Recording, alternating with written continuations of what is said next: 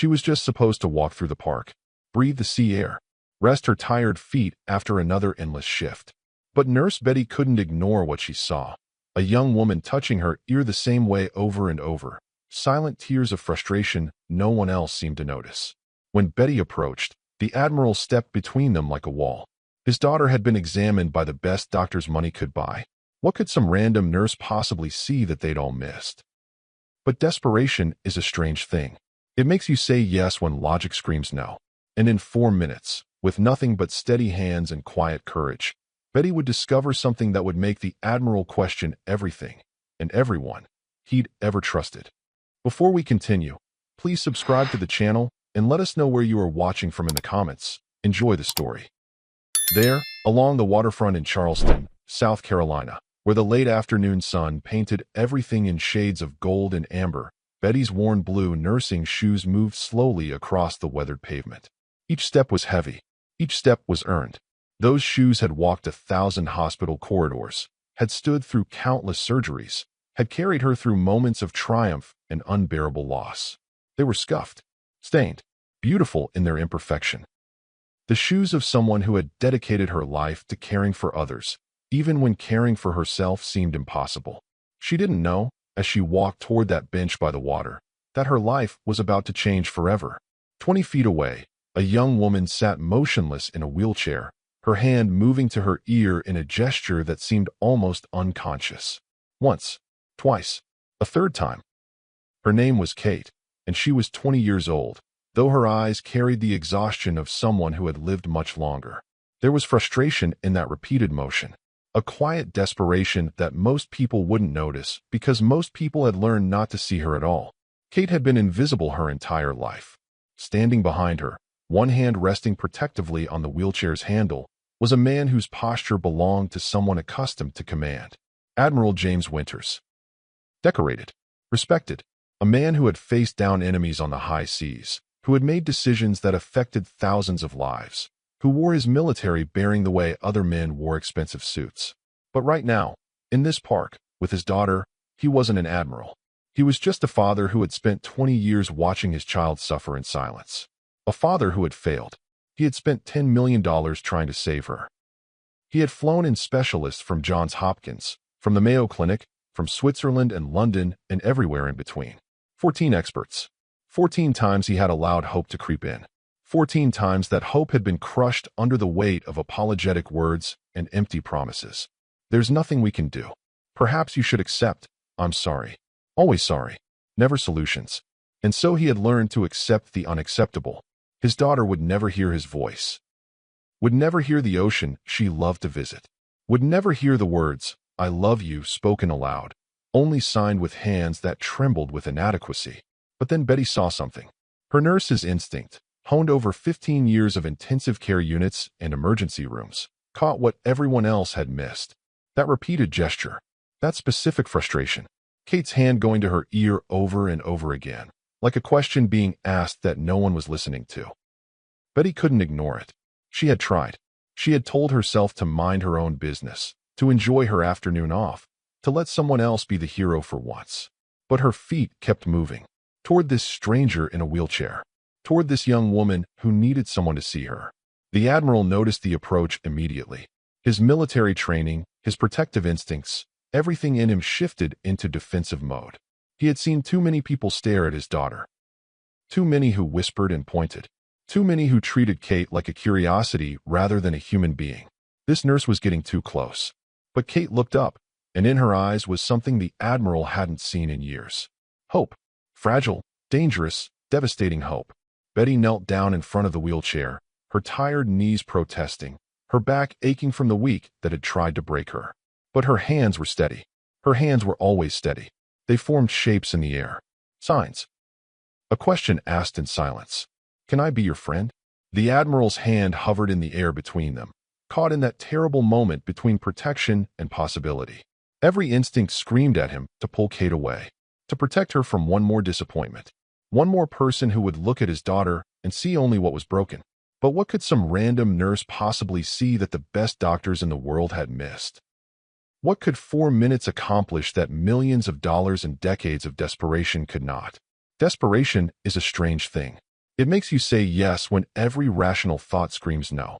It makes you trust strangers when trust has only ever led to heartbreak. It makes you believe in miracles even after you've watched every miracle turn to dust. The Admiral's face was a battlefield. Fear, hope, anger, exhaustion, protection, love. All of it fighting for dominance while his hand remained frozen in midair, and his daughter looked up at this tired nurse with eyes that pleaded, "Please, Daddy, let her try." In 4 minutes, with nothing but steady hands and quiet courage, Nurse Betty Rodriguez would discover something that would shatter everything this family thought they knew. Something that would expose a truth so devastating that the Admiral would question every expert, every system, every authority he had ever trusted. Some miracles don't require millions of dollars. They just require someone who cares enough to look. Let me take you to the moment everything changed. A moment that started with exhaustion, curiosity, and a simple question in sign language. Betty's knees touched the warm pavement as she lowered herself in front of Kate, and in that gesture alone, something shifted in the air between them. Most people stood when they spoke to Kate. They looked down at her, their eyes sliding past her face, uncomfortable with the silence that seemed to follow this young woman everywhere she went. But Betty knelt. She made herself smaller, vulnerable, equal. Her weathered hands, marked by years of insertions and patient care, moved into the space between them with a grace that seemed almost choreographed. The signs were simple, deliberate. Each finger placement, each movement of her wrists carried meaning that transcended sound. "Can I be your friend?" It wasn't a clinical question. It wasn't the practiced politeness of a healthcare professional doing her duty. It was an invitation. Raw, honest. The kind of question that children ask each other on playgrounds before the world teaches them to be cautious, to be guarded, to protect themselves from disappointment. Kate's eyes widened slightly, and for a moment, she simply stared at this stranger who had materialized in front of her like an answer to a prayer she hadn't known she was praying. People didn't ask to be Kate's friend. They pitied her. They felt sorry for her. They smiled those tight, uncomfortable smiles that said, "I see your brokenness, and I don't know what to do with it." But this woman, this tired nurse with kind eyes and hands that spoke a language Kate understood, was asking for something different. She was asking for connection. Kate's own hands lifted slowly, almost hesitantly, as if she was afraid this moment might shatter if she moved too quickly. Her fingers formed the response, clear and certain despite the trembling that came from years of being unseen. Yes, just one word, one sign, but in it was a lifetime of loneliness seeking harbor. And then Kate smiled. It wasn't the polite smile she'd learned to wear in public, the one that said, "I'm fine, please don't worry about me." It was genuine, surprised, the smile of someone who had forgotten what it felt like to be chosen rather than tolerated. Betty smiled back, and in that exchange, something remarkable happened. Two strangers, separated by circumstance and experience, found a common language that had nothing to do with words and everything to do with seeing each other as fully human. But then Betty's professional instincts, the ones that had kept her patients alive through countless emergencies, began to take over. Her eyes, which had been soft with warmth, sharpened with focus. She noticed the way Kate's hand drifted unconsciously toward her right ear again, the gesture so habitual that Kate herself didn't seem aware she was doing it. There was something about the motion that struck Betty as familiar. She'd seen it before, years ago, in a young patient who had been misdiagnosed for months. Betty's gaze shifted slightly, moving from Kate's smiling face to the side of her head, to the ear that Kate kept touching. And there, in the golden afternoon light that slanted across the park, Betty saw something. It was subtle, easy to miss if you weren't looking closely. But Betty was always looking closely. It was what made her an exceptional nurse rather than merely a competent one. Her expression changed. The warmth didn't leave her eyes, but something else joined it. Recognition. Concern. The careful calculation of someone who had just stumbled onto information that didn't fit the narrative she'd been told. Kate's hand moved to her ear again, and this time Betty watched the gesture with complete attention. There was frustration in it, a kind of helpless irritation, like someone trying to scratch an itch they couldn't quite reach. It wasn't the gesture of someone who had accepted their condition. It was the gesture of someone who knew, deep in their bones, that something was wrong, something that could be fixed. The Admiral stood a few feet away, his body language screaming caution. He had watched his daughter Hope before. He had watched her trust doctors who made promises they couldn't keep. He had held her while she cried after each failed procedure, each disappointing consultation, each moment when the experts shook their heads and walked away. And now here was another stranger, another person who thought they could help, and he could feel his protective walls rising like fortifications against an inevitable assault. But Kate wasn't looking at her father. She was looking at Betty with an expression that the Admiral recognized because he'd worn it himself 1,000 times. It was the look of someone drowning who had just spotted a lifeline. Desperate, terrified, hopeful despite every rational reason not to be. Betty's hands moved again, forming new signs, asking a question that would change the trajectory of all three of their lives. "May I look at your ear?" The words hung in the air like a promise or a threat, depending on who was receiving them. To Kate, they were possibility. To the Admiral, they were danger. To Betty, they were simply what needed to happen next. Because in those few seconds of observation, of watching Kate's repeated gesture and seeing what lay beneath it, Betty had recognized something that 14 world-class specialists had somehow missed. Something so simple, so straightforward, that she almost couldn't believe it was real. But to understand why this moment mattered so much, you need to know what came before it. You need to know about Kate's 20 years of silence. You need to understand the weight of 2 decades spent in a world where everyone talked, but no one really listened. Where experts examined, but didn't truly see. Where love was abundant, but solutions were nowhere to be found. You need to know how a family fractures under the weight of helplessness, and how a daughter learns to make herself small in a world that's already decided she doesn't quite fit. Kate was born into a world she could never fully enter. While other children laughed on playgrounds, she watched from the edges, her small hands gripping the chain-link fence, her eyes following the movement of lips she couldn't read and games she didn't understand. She was 5 years old the first time she realized she was different. Not just quiet, not just shy, different in a way that made other children step back when she approached, their mothers pulling them closer with nervous smiles that never quite reached their eyes. At the elementary school playground in Norfolk, Virginia, where her father was stationed, Kate stood at that fence watching a group of girls play jump rope. Their mouths moved, their faces lit up with joy. But to Kate, it was like watching television with the sound turned off. She could see the story, but she couldn't hear the words, and without the words, she couldn't find her way in. She tried once to join them, walked right up to the girl holding the rope, and smiled her biggest smile. The girl looked at her, then at her friends, and they all started moving their mouths rapidly. Kate knew they were talking about her. She could see it in their eyes, in the way they glanced at each other and then back at her. When she didn't respond to whatever question they'd asked, they simply turned away and continued their game as if she'd never been there at all. Kate went back to the fence. It became her spot, the place where she belonged, on the outside, looking in.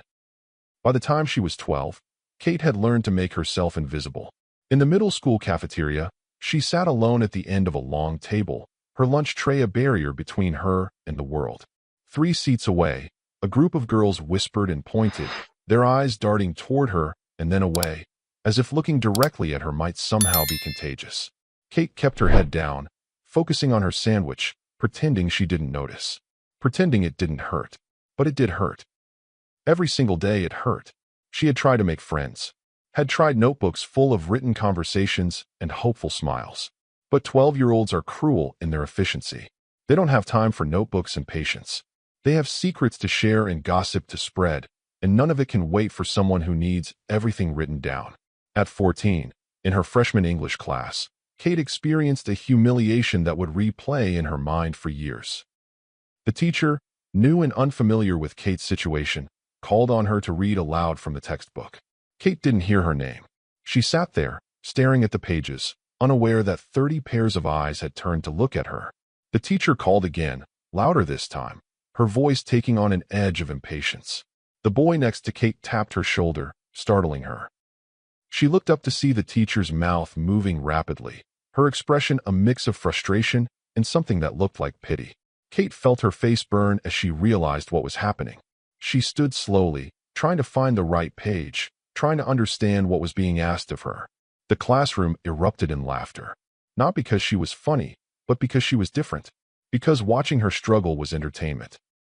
The teacher quieted the class and motioned for Kate to sit down, her expression softening into that familiar look that Kate had learned to hate. Pity. Always pity. Never understanding. But there was one person who never looked at Kate with pity. Her mother, Sarah Winters, saw her daughter as whole, complete, perfect despite what the world insisted was broken. On quiet evenings when the Admiral was deployed and the house felt too large and too empty, Sarah would sit with Kate in her bedroom, a single candle flickering on the nightstand, casting dancing shadows on the walls. Sarah had taught herself sign language when Kate was 3 years old, spending hours watching videos and practicing until her fingers could speak the words her voice couldn't convey to her daughter. At 16, Kate was becoming fluent, her hands moving with grace and precision, and those candlelit sessions became sacred. A mother and daughter talking without sound, understanding each other in ways that went deeper than hearing ever could. There were nights when Sarah cried while she signed, her tears catching the candlelight as she told Kate how beautiful she was, how strong, how much she was loved. And Kate would cry too, not from sadness, but from the overwhelming gratitude of being truly seen by another human being. In those moments, Kate's deafness didn't matter. Her isolation didn't exist. There was only the warmth of her mother's hands forming words in the air and the knowledge that she was not alone. Sarah made Kate believe that she could survive in a world that didn't want to make room for her. And then, when Kate was 18, just months after graduating high school, Sarah got sick. The hospital room was nothing like their candlelit bedroom conversations. The fluorescent lights were harsh and unforgiving, turning her mother's skin a sickly gray. Machines beeped and hummed around them, but Kate couldn't hear any of it. She could only see her mother's chest rising and falling with increasing difficulty, each breath a battle that she was slowly losing. Sarah's hands were weak, almost too weak to sign, but she tried anyway. Her fingers trembled as they formed the shapes, moving slowly through the familiar words. I love you. 3 signs. 3 promises. 3 pieces of Kate's heart breaking simultaneously. Kate clutched her mother's hand, pressing it against her own cheek, her tears falling onto the hospital sheets. She signed back frantically, desperately, her hands saying everything she'd never have time to say. Don't leave me. Please don't leave me. I need you. I can't do this alone. But Sarah's eyes were already growing distant, her breathing becoming shallow. Her fingers moved one last time, forming a single word that Kate would carry with her forever. Strong. You are strong. And then she was gone. Kate had lost the only person in the world who had made her feel like she belonged. The only person who had learned her language instead of expecting her to learn theirs. The only person who had looked at her and seen not a disability, but a daughter. And her father, the decorated Admiral James Winters, watched helplessly as his daughter disappeared into a silence that was no longer just about her inability to hear. It was a silence of grief, of loss, of a young woman who had finally been convinced that she would spend her entire life on the outside looking in. But he refused to accept it. He refused to believe that his daughter was destined for a life of isolation and limitation. If love couldn't fix her, then money would. If prayers weren't answered, then science would provide the solution. He would find a way to give his daughter the life her mother had wanted for her, no matter what it cost. No matter how many times he had to hope, only to have that hope shattered into pieces. Admiral James Winters commanded aircraft carriers. He'd negotiated with foreign governments during crises that could have sparked international incidents. He'd earned every medal the Navy could give, every commendation, every recognition that comes with 3 decades of distinguished service. Men and women under his command had looked to him for answers in moments when failure wasn't an option, and he had never let them down. But he couldn't save his own daughter. The first specialist came with credentials that read like a medical fairy tale. Johns Hopkins, published researcher, pioneer in cochlear implant technology. The Admiral sat in the pristine consultation room with Kate, who was 18 and still raw from her mother's death, and he held on to hope like a drowning man clutching driftwood. The doctor examined Kate with expensive equipment that hummed and beeped, machines that cost more than most people's houses. The examination took 3 hours. The verdict took 3 minutes. I'm sorry, Admiral. The damage is too extensive. A cochlear implant wouldn't be effective in your daughter's case. Kate's face, which had been tight with nervous anticipation, went carefully blank. She'd learned that expression well. The Admiral wrote a check for $487,000. For tests, for consultations, for hope that led nowhere. By the 3rd specialist at the Mayo Clinic, something had shifted in Kate. She no longer looked at the doctors with expectation. She sat in the examination chair with her eyes fixed on the floor, refusing to make eye contact with anyone, including her father. The Admiral watched his daughter retreat further into herself while another expert in a white coat prodded and scanned and tested, only to deliver the same apologetic smile and the same crushing words. Perhaps you should accept that this is simply how things are. Accept. That word felt like a betrayal.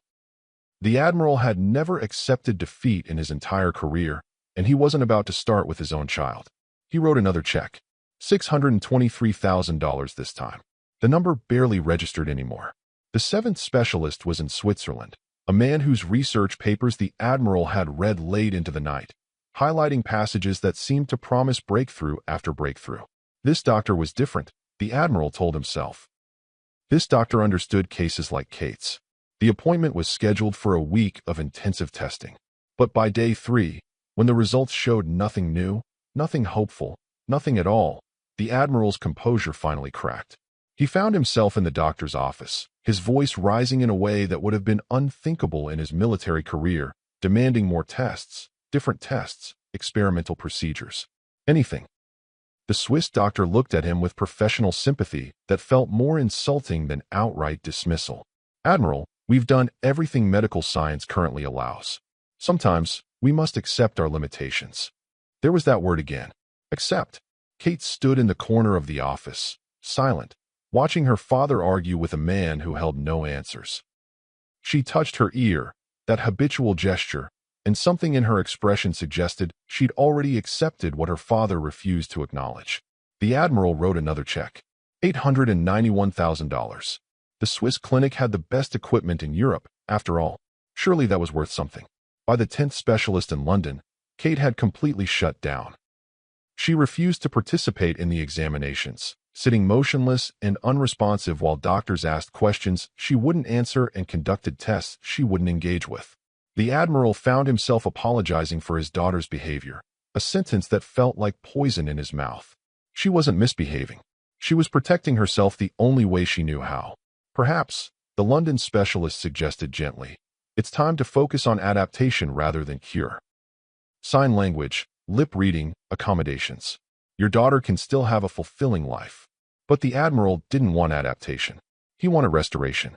He wanted his daughter to hear her own voice, to hear music, to hear the ocean waves she loved to sit beside. He wanted to give her the world her mother had dreamed of, even if Sarah was no longer here to see it. He wrote another check. The amounts had stopped matching somewhere around the third million. Late one night in his study, surrounded by medical bills that formed precarious towers on his desk, the Admiral finally allowed himself to feel the weight of his failure. The single desk lamp cast long shadows across the room, illuminating the military medals mounted on the wall behind him. Decorations for valor, for leadership, for strategic excellence. Awards that celebrated a man who could solve any problem, overcome any obstacle, lead his people through any crisis. But none of them could help his daughter here. The medals seemed to mock him in their gleaming silence. He'd been given recognition for things that mattered far less than this, and yet the one thing that mattered most remained forever out of reach. The Admiral put his head in his hands, his shoulders shaking with a grief he'd been holding back for 2 years, and allowed himself one moment of complete surrender to the helplessness that had been stalking him since Sarah's death. Just one moment. And then he composed himself, straightened his spine, and reached for the phone to schedule another consultation. The 14th and final specialist was in Boston. A friend of a friend had recommended her, speaking in reverent tones about her innovative approaches and her refusal to give up on difficult cases. The Admiral told himself this one would be different. This one had to be different. Kate was 20 years old now, and he could see his daughter disappearing into a life half-lived, isolated, and resigned to her silence. The Boston doctor was thorough, professional, kind in her delivery, but the words were the same words he'd heard 13 times before, delivered in 13 different accents from 13 different prestigious institutions. I'm sorry, Admiral Winters. There's nothing more we can do.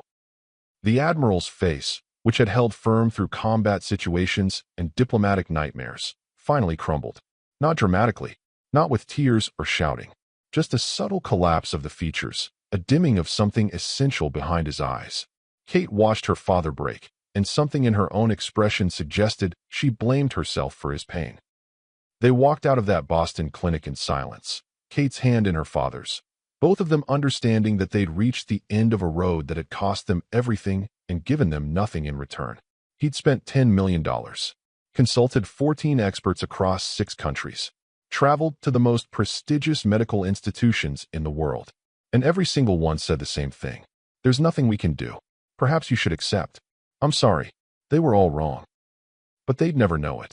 300 miles away, Nurse Betty Rodriguez was finishing the kind of week that makes you question your calling. Monday morning arrived at County General Hospital the way it always did, with the fluorescent lights humming their cold greeting and the smell of disinfectant mixing with burnt coffee from the break room pot that never got cleaned properly. Betty clocked in at 6 in the morning, her badge reader beeping its acknowledgement as she pressed her ID against the scanner. The badge was decorated with 15 years' worth of service pins, small metal markers of dedication that felt heavier with each passing year. She already looked tired. The kind of tired that sleep doesn't fix because it's not really about the hours you didn't rest. It's about the weight of caring too much in a system that doesn't care enough. By Tuesday, at 2 in the morning, Betty found herself in the pediatric ward long after her shift should have ended, kneeling beside the bed of a 6-year-old boy who'd just come out of surgery to remove his appendix. The child was crying, not from pain but from fear, calling for his mother who couldn't be there because she was working a night shift across town, trying to keep the insurance that had paid for this surgery. Someone had to stay with him. Someone had to make sure he knew he wasn't alone. So Betty stayed. She held his small hand in her scarred, capable one and sang softly, a lullaby her own mother had sung to her in Spanish decades ago. Her voice was rough from exhaustion, cracking on the high notes, but the boy didn't care. He just needed to hear something human, something gentle, something that said the world wasn't entirely made of cold metal and beeping machines. "Thank you, Nurse Betty," he whispered as his eyes finally closed, his breathing evening out into the peaceful rhythm of sleep. She didn't leave until she was certain he was resting comfortably. That made her 3 hours late getting home, 3 hours less sleep before her next shift started, but the math didn't matter when a child needed comfort. Wednesday found her in the break room at noon, eating cold pizza that someone had left in the communal refrigerator because she hadn't had time to pack a lunch or eat breakfast or do any of the things that people with normal jobs did to take care of themselves. Her phone rang just as she took her first bite. An insurance company. They were denying coverage for one of her patient's medications, a decision that would likely send a diabetic woman into crisis because she couldn't afford the insulin without insurance approval. Betty spent her entire 30-minute break on that call, her voice moving from patient explanation to firm insistence to barely controlled frustration as she argued with a representative who was reading from a script and had probably never seen an actual patient in their life. She cited medical codes, patient history, treatment protocols, anything that might convince this faceless bureaucrat that a human life was worth more than whatever algorithm had flagged this claim as deniable. "I understand your policy, but you need to understand that without this medication, my patient will end up in the emergency room, which will cost your company 10 times what this prescription costs. So perhaps you could reconsider." The call ended with a maybe, a "we'll review it," a non-answer that meant Betty would be making this same call tomorrow and the day after until someone with actual authority decided that her patient's life mattered. Her pizza was cold and congealed by the time she hung up. She ate it anyway. Thursday night, 11 o'clock, Betty walked across the hospital parking lot with the slow, careful steps of someone whose body was staging a quiet rebellion. Her feet ached in a way that went beyond normal tiredness. She looked down at her nursing shoes, the white leather stained and cracked, the soles worn thin from thousands of miles walked across hospital floors. These shoes had been with her for 2 years. They'd probably last another month if she was lucky. She made it to her car and sat in the driver's seat for 10 minutes before she had the energy to turn the key. The parking lot security guard, making his rounds, tapped on her window to make sure she was okay. She gave him a thumbs up and a tired smile. Just resting. Just trying to remember how to be a person instead of a nurse. Friday morning, 5:30, Betty stood in the hospital bathroom splashing cold water on her face, staring at her reflection in the mirror under the unforgiving fluorescent lights. The woman looking back at her had dark circles under her eyes that no amount of concealer could hide. Her scrubs, fresh from the locker this morning, already had a small stain from a patient's for that had leaked during insertion. Her hair was pulled back in a practical bun that had given up trying to be neat somewhere around Wednesday. She took a deep breath, the kind that's supposed to center you and give you strength, but really just reminds you how tired you are. One more day, she told her reflection. Just one more day? In her locker was a photograph taped to the inside of the door. Her daughter, Maria, 16 years old, smiling in her school uniform. Betty was working these endless shifts so Maria could go to a decent school, so she could have opportunities that Betty never had, so she could dream bigger than just surviving. Every hour of overtime, every missed meal, every moment of bone-deep exhaustion was for that smile in the photograph. That thought carried her through Friday, through the medication rounds and the wound dressings and the family members who needed someone to explain what the doctors had said in language that actually made sense, through the moments of crisis and the long stretches of routine care that were somehow more exhausting than the emergencies because they required sustained attention without the adrenaline to carry you through. When 7 o'clock finally arrived and her shift officially ended, Betty stood at the time clock, her finger hovering over the button that would release her back into her own life. A coworker passing by with an armful of charts called out, "Betty, go home. You've been here 73 hours this week." Betty managed to smile. "I'm going to the park first. Just need to breathe." The coworker shook her head affectionately. "You're going to breathe yourself into an early grave. Go. Rest. The hospital will still be here Monday." But Betty couldn't go straight home. Not yet. She needed a moment that belonged only to her. A pocket of time where she wasn't Nurse Rodriguez with 15 years of service pins and an endless capacity for other people's pain. She needed to sit somewhere green and open and remember what fresh air tasted like when you weren't breathing it through a surgical mask. She needed to remember that the world contained more than suffering, more than fluorescent lights and insurance battles and children crying for mothers who couldn't come. All she wanted was one afternoon of peace. Just one. Just enough to remember why she'd chosen this impossible profession in the first place. The universe had other plans. That Tuesday afternoon, two strangers walked into the same park for completely different reasons. Neither knew their lives were about to collide. Betty arrived first, her car pulling into the small parking lot adjacent to Charleston's waterfront park where the Ashley and Cooper rivers met the harbor. She sat behind the wheel for a moment, gathering the energy to move, before finally opening the door and stepping out into the late afternoon warmth. The golden light of approaching evening painted everything in soft amber tones, the kind of light that makes even tired things look beautiful. She walked slowly toward a bench near the water, her fingers working at the lanyard around her neck, pulling it over her head and tucking it into her bag. That simple gesture felt like shedding armor. She wasn't Nurse Rodriguez here. She was just Betty, just a woman who needed to sit down and breathe. She lowered herself onto the bench, closed her eyes, and inhaled deeply. Salt air. The faint scent of jasmine from somewhere nearby. The warmth of sun on her face. For the first time in 5 days, her shoulders began to relax. Across the park, the Admiral guided Kate along the waterfront path, walking beside her in companionable silence. They came here often, to this place where the water met the sky and the world felt briefly manageable. Kate loved the park even though she couldn't hear the waves or the seagulls. She could feel the breeze and see the light dancing on the water, and sometimes that was enough. They found their usual spot, a shaded area with a view of the harbor, and settled in. The Admiral stood nearby, his hands in his pockets, watching sailboats drift past in the distance. Kate sat quietly, her face turned toward the water, and then her hand moved to her ear. Just a quick touch, barely noticeable. The Admiral didn't see it. He was looking at the boats, lost in thoughts about failed specialists and dwindling hope. Kate's hand moved again, this time pressing slightly harder against her ear, and she winced. Something wasn't right. It never felt right, but today it felt worse. A pressure, an irritation, something that made her want to dig her fingers in and pull out whatever was causing this constant, maddening discomfort.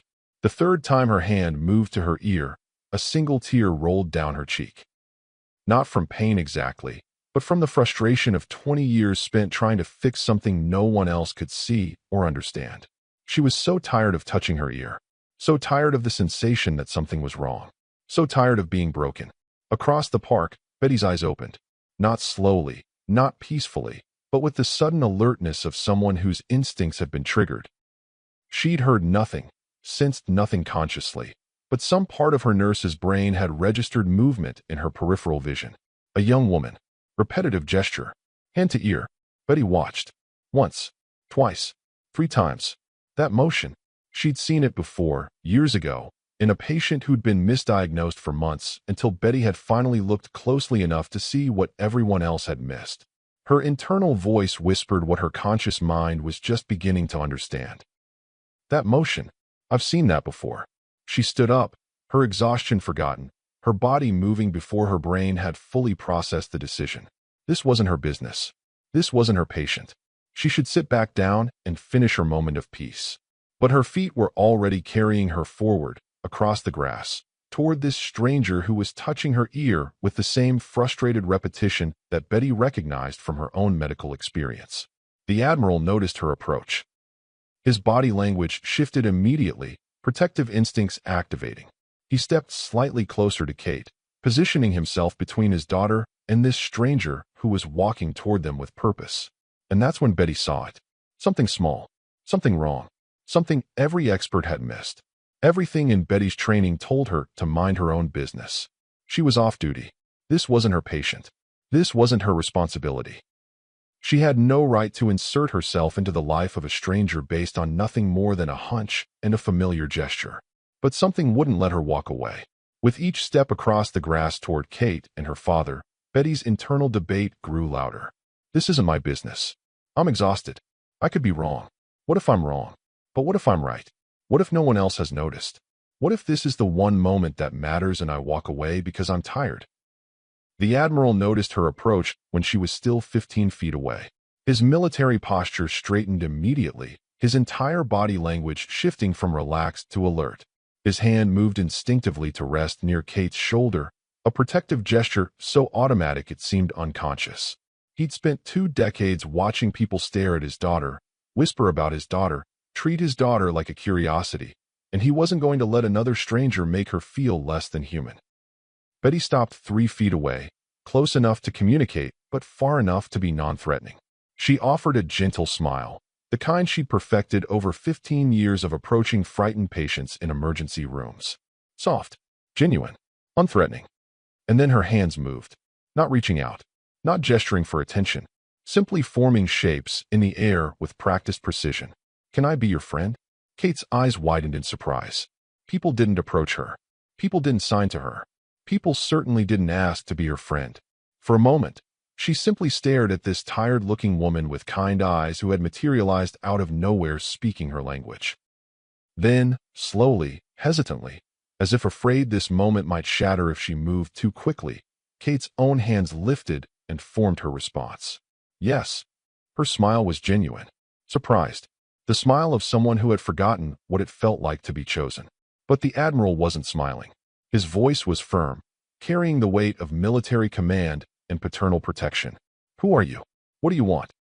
Betty reached slowly into her bag, telegraphing her movements so as not to alarm him, and pulled out her hospital identification badge. She held it up where he could see it clearly. The photo. The name. Betty Rodriguez, RN. County General Hospital. 15 years of service pins glinting in the afternoon light. I'm a nurse, she said softly, her voice confident but kind. I noticed your daughter's discomfort. I've seen that gesture before, the way she keeps touching her ear. I just wondered if I might be able to help. The Admiral's jaw tightened. Help. Everyone wanted to help. 14 specialists had wanted to help. They'd all failed. What could some county hospital nurse possibly do that the best doctors in the world hadn't already attempted? We've seen specialists, he said, his voice harder now. The best in the world. If there was something to be done, they would have found it. Betty nodded, not challenging him, not arguing. I understand. I'm sure they were very thorough.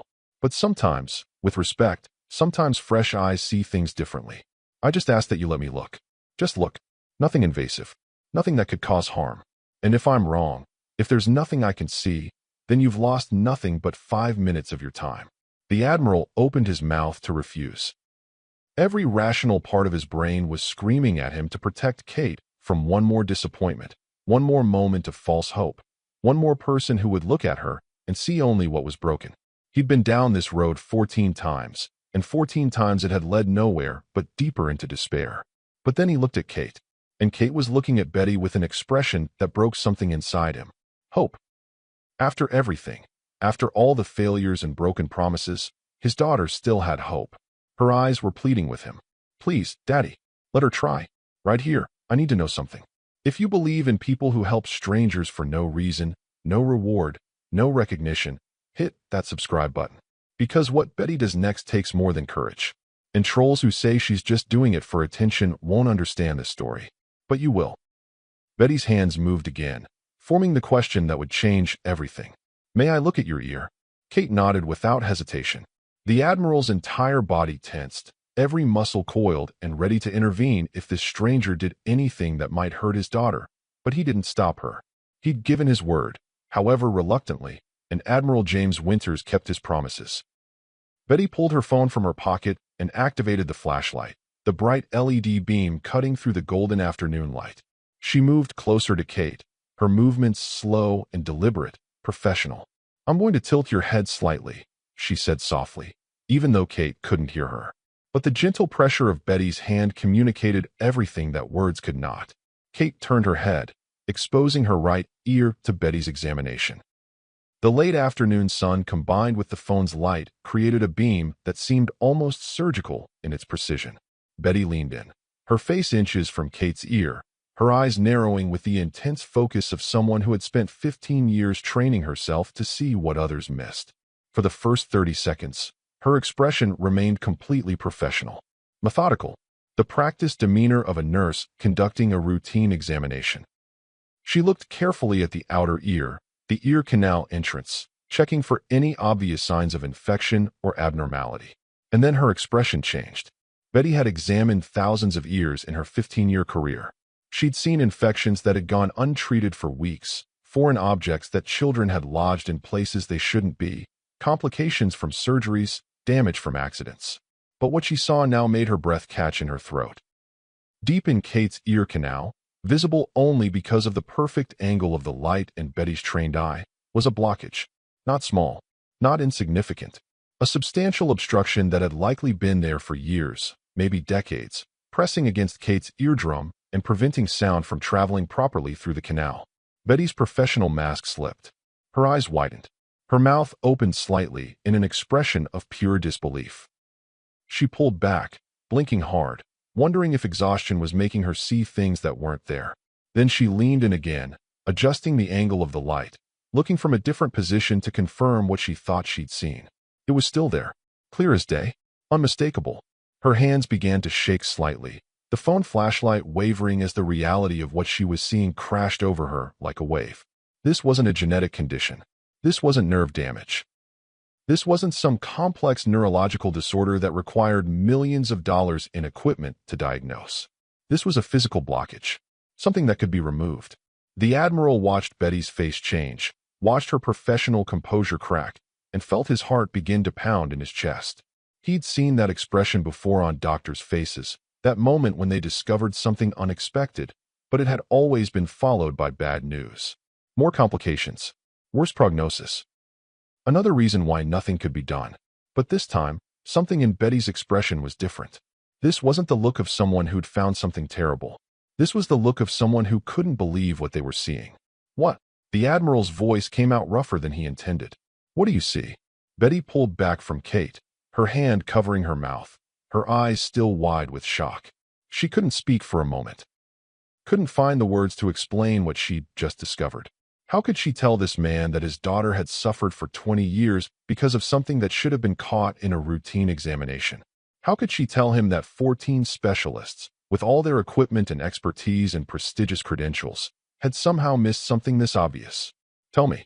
The Admiral's voice was louder now, more insistent, edged with desperation and fear and barely contained hope. Tell me.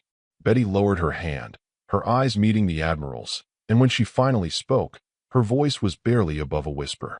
There's a blockage. A substantial blockage in her ear canal. Physical. Removable.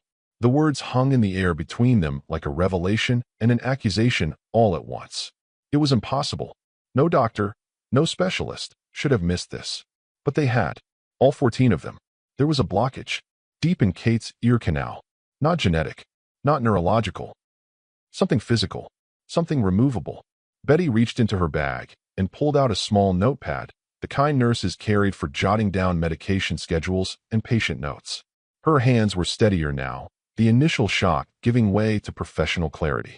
She clicked open a pen and began sketching quickly, drawing a simple but effective diagram of the human ear. The outer ear, the canal, the eardrum. And then, with careful precision, she drew a dark mass blocking the pathway between the outer world and the delicate mechanisms that translated sound into meaning. She held the notepad up so both Kate and the Admiral could see it clearly. Kate leaned forward, her eyes scanning the drawing, trying to understand what this stranger was showing her. Betty's finger pointed to the blockage she'd drawn, then gestured toward Kate's ear, making the connection clear even without words. The Admiral stared at the diagram, his mind struggling to process what he was seeing. A blockage. His voice came out confused, almost childlike in its bewilderment. That's not what they said. The specialists. All of them. They said nerve damage, genetic predisposition, structural abnormalities in the inner ear. They said it was complex, unfixable. Betty met his eyes with unwavering directness. I can only tell you what I see, and what I see is a clear physical obstruction. It's deep, which is probably why it's been missed. But it's there, and it's removable. Kate had been reading Betty's lips, her proficiency in lip reading refined over 20 years of necessity. Her eyes widened as the meaning of those words sank in. Removable. Her hand flew to her mouth, covering it as if to hold back a sound she couldn't make. Her other hand reached for her father's arm, gripping it tightly, desperately.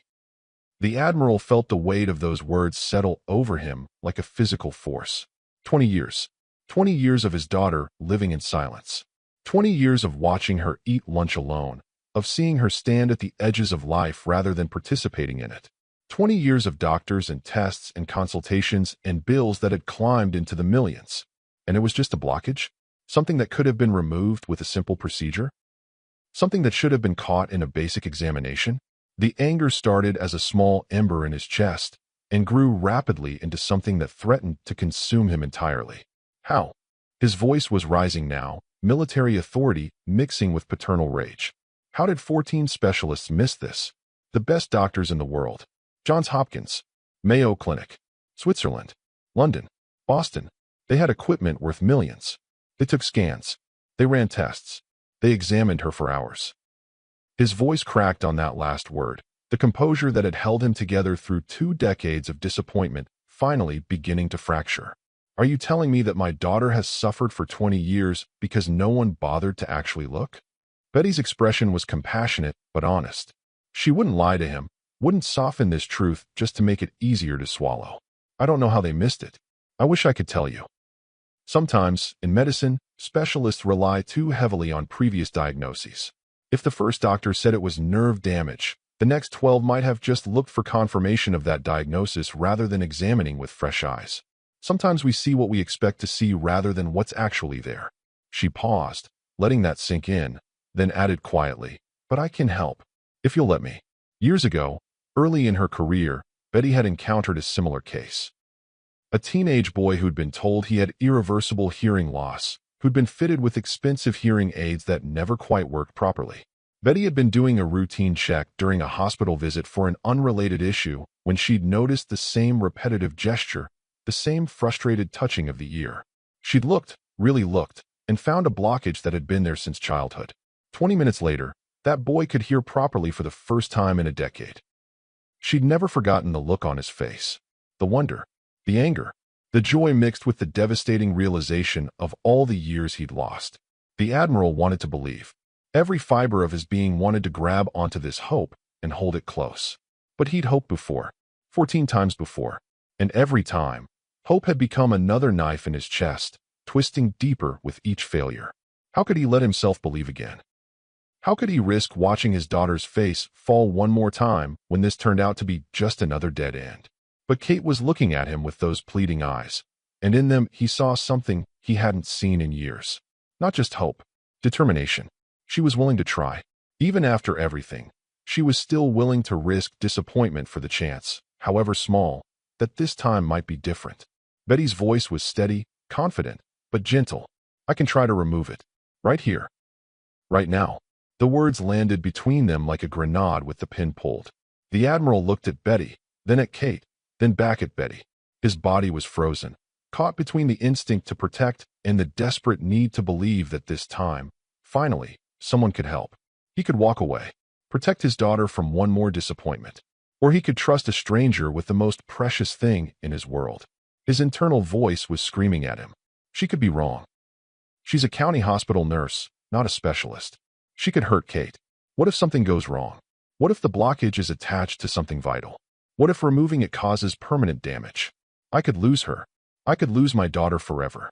But then, cutting through the noise of his fear, came a memory. Sharp, clear, devastating. 2 years ago, a hospital room that smelled of antiseptic and death.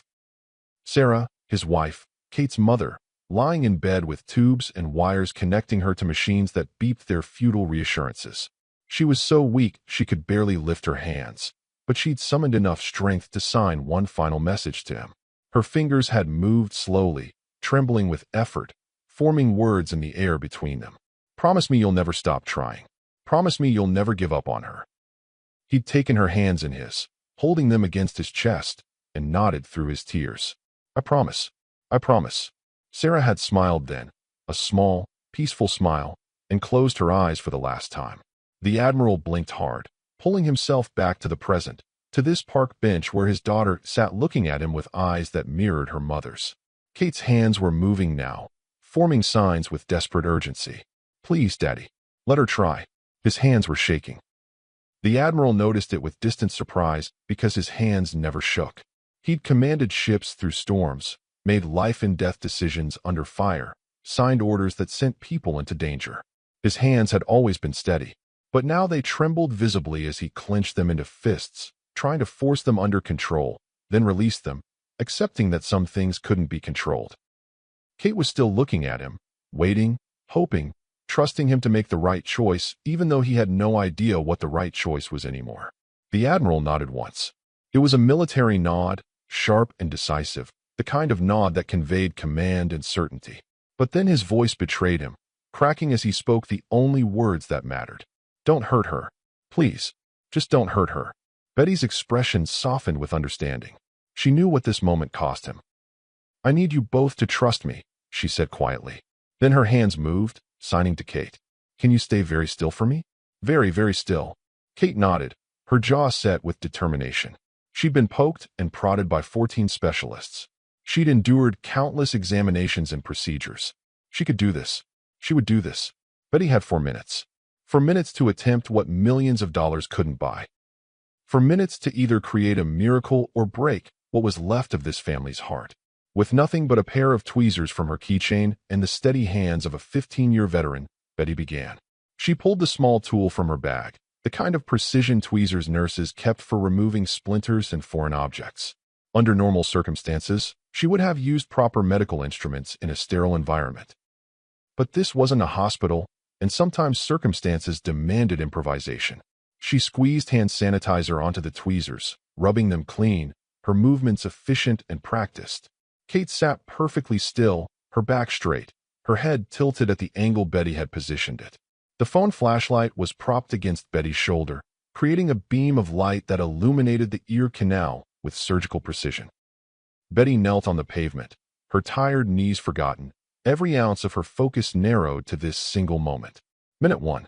The tweezers entered Kate's ear canal slowly, carefully. Betty's hand was absolutely steady despite the weight of what she was attempting. The Admiral stood 3 feet away, watching, his entire body rigid with tension. He wanted to look away, wanted to spare himself the sight of another failure, but he couldn't. His eyes were locked on his daughter's face, searching for any sign of pain. A single tear rolled down Kate's cheek, but she didn't move. Not a flinch, not a tremor. Her jaw was set with the kind of courage that comes from enduring 20 years of disappointment and still choosing to hope. Minute 2. Sweat formed on Betty's forehead, a single drop catching the golden afternoon light as it traced down her temple. Her hand remained steady, the tweezers advancing slowly deeper into the canal. She could feel resistance, the blockage dense and stubborn after years of being lodged in place. Her breathing was controlled, measured, each exhale a conscious effort to maintain calm.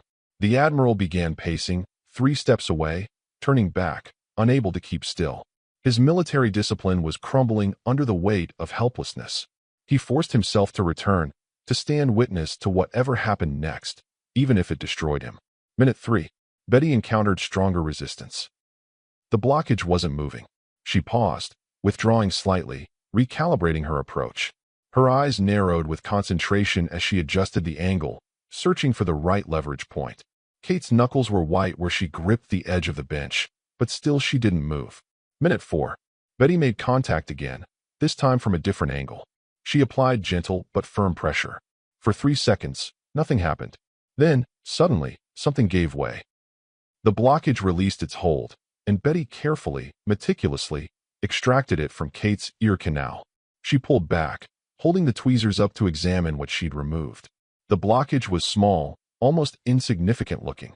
Years of accumulated material, compressed and hardened, now sitting harmlessly on the end of her tweezers. And then Betty's face went pale. Her hands froze. Her eyes widened in an expression that made the Admiral's heart stop. "Oh my God," she whispered. For 3 seconds, everything stopped. The park, the world, time itself seemed to hold its breath. Actually, something was right. For the first time in 20 years, something was finally, impossibly right. The park didn't change. The sun didn't suddenly break through clouds. There was no orchestra, no cinematic moment. Just sound. Kate gasped. A sharp, sudden intake of breath that was the first conscious sound she'd made in her father's presence in 20 years. Her hand flew to her ear, eyes wide with shock as the world rushed in. Wind through leaves. Her head whipped toward the trees. Seagulls crying overhead. Distant children laughing. A dog barking. Footsteps on pavement. Every sound that had been locked away from her suddenly flooding in all at once. The Admiral's voice trembled. "Kate? Katie, can you hear me?" And Kate's voice, broken and imperfect and absolutely beautiful, formed her first word. "Daddy." The Admiral dropped to his knees, pulling both his daughter and Betty into his arms, 20 years of grief pouring out in uncontrolled sobs. Kate touched her throat, feeling the vibrations of her own voice, laughing and crying simultaneously. Betty allowed herself to cry, tears streaming down her tired face. Parkgoers stopped, keeping respectful distance, some wiping their own tears as they witnessed something sacred. If you're crying right now, you're not alone. Comment, "I believe in miracles," if this moment hit you. And if you think nurses like Betty deserve recognition, not the doctors who missed this, but the nurse who saw it in 4 minutes, smash that like button. Show the algorithm that kindness matters. 30 minutes later, they were still in the park. Kate couldn't leave. Every sound was a discovery, a gift she'd been denied for 2 decades. She gestured frantically for Betty and her father to be quiet, tilting her head toward the trees where sparrows were singing. Her face lit up with wonder. "That sound," she whispered, her voice unpracticed and raw. "What is that?" "Birds." Betty signed and spoke simultaneously. Kate laughed at the sound of her own laughter, then laughed harder at how strange that felt. She experimented with humming, with clicking her tongue, with saying random words just to hear how they formed. The Admiral watched his daughter come alive. "Why did you stop?" he asked Betty quietly. "Why didn't you just keep walking?" Betty smiled. "Because she needed a friend." Kate turned to them both, her eyes bright. "Say my name, please. I want to hear how it sounds." "Kate," the Admiral whispered. "Kate," Betty said softly. A passing jogger, witnessing the moment, stopped and added, "Kate." Happy tears streamed down her face. As sunset painted the sky orange and pink, they sat together on the bench, 3 strangers who'd become family in 4 impossible minutes. The Admiral's voice broke. "I don't know how to thank you." Betty squeezed his hand. "Just be here for her." But one question wouldn't leave the Admiral alone. How did 14 specialists miss what one nurse saw in seconds? 3 days later, at 2 in the morning, he sat at his desk surrounded by Kate's medical files. He'd requested complete records from every specialist, demanding answers. The first email arrived with an attachment. He opened the PDF, scrolling through pages of technical jargon. Page 47. Age 3 examination notes. Visible cerumen impaction in right ear canal. Minor, unlikely cause of hearing loss. The Admiral's breath caught. He scrolled to the next page. Recommend genetic testing. Ignore ear blockage. His hands trembled as he opened the next file. And the next. A pattern emerged with sickening clarity. Every subsequent specialist had simply referenced the first doctor's conclusions. File after file showed the same copied diagnoses. None of them had actually examined Kate's ear. They just read previous reports and nodded along. 13 specialists. Millions of dollars. And not one had bothered to look. His fist slammed the desk. The framed medals on the wall rattled. His daughter had suffered for 17 years because one doctor made a lazy assumption and 13 others were too arrogant to question it. They hadn't all missed it. The first doctor saw it and decided it didn't matter. Those 14 doctors are still practicing, still charging millions. If you believe patients deserve doctors who actually look at them, comment, "No more ignored charts." Not for me. For the next Kate. True to his word, the Admiral returned.